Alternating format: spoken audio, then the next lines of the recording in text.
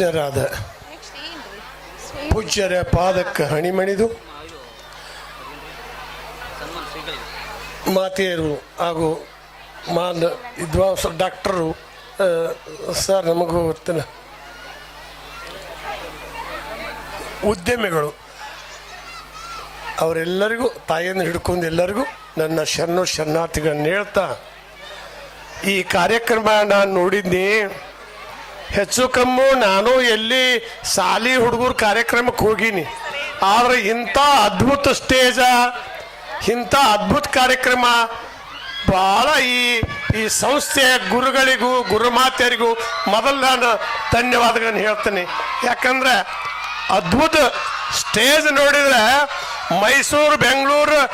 ದೊಡ್ಡ ದೊಡ್ಡ ಸಿಟಿ ಅವ್ರು ನಾಚಬೇಕು ಅಂಥ ಸ್ಟೇಜ್ ಹಾಕ್ಯಾರು. ಅಷ್ಟು ಜನರು ಕೂಡಿಸ್ಯಾರು. ಈ ಸಂಸ್ಥೆ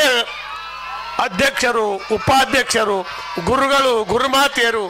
ಭಾಳ ಶ್ರಮಪಟ್ಟು ಈ ಸಂಸ್ಥೆಯನ್ನು ಕಟ್ಟಿದಂಥ